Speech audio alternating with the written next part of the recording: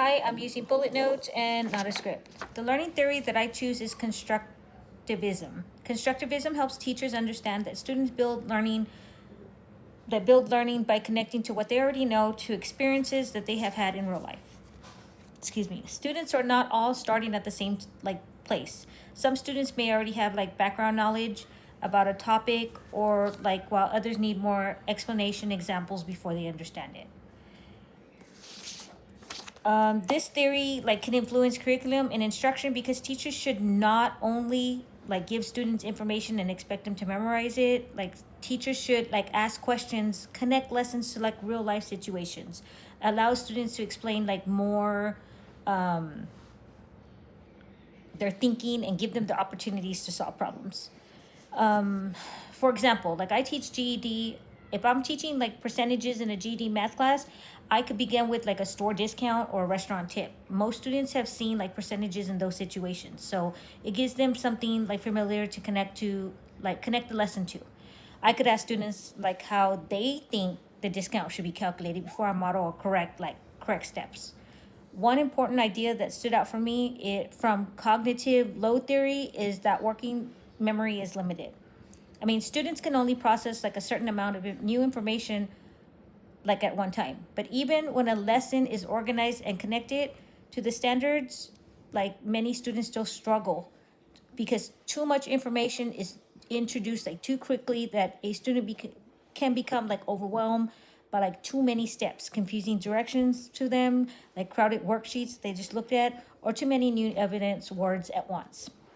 This also made me think about how prior knowledge changed the difficulties of tasks. Something that feels easy to one student may feel difficult to another student who will not have the same background or knowledge.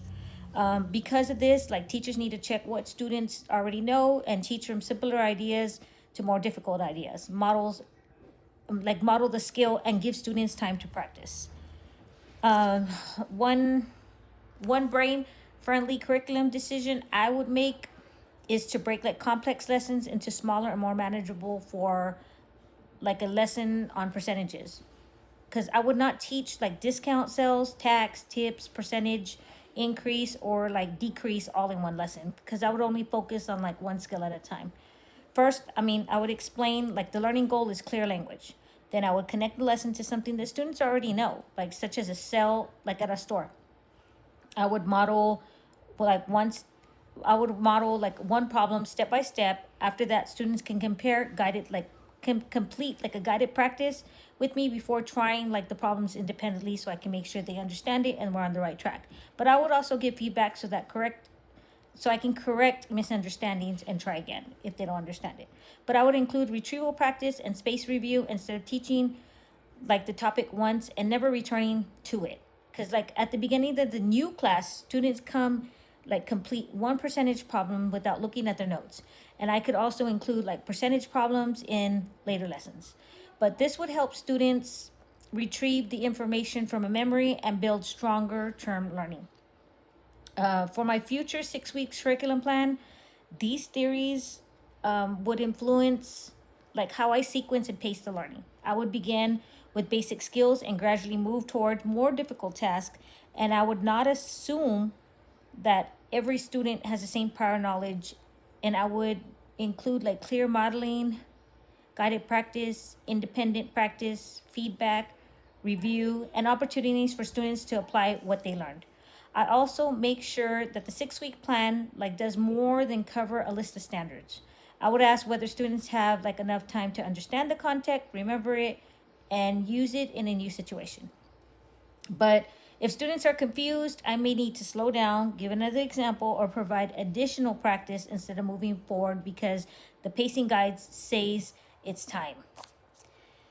Um, Teachers and curriculum designers can create curriculum that is organized and learnable for real students by combining structures with attention to how students actually learn.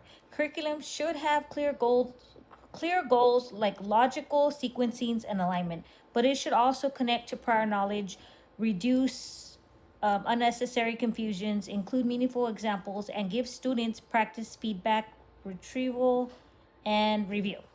The goal should not only be cover the standards, the goal should be for the students to understand remember, and apply what they have learned.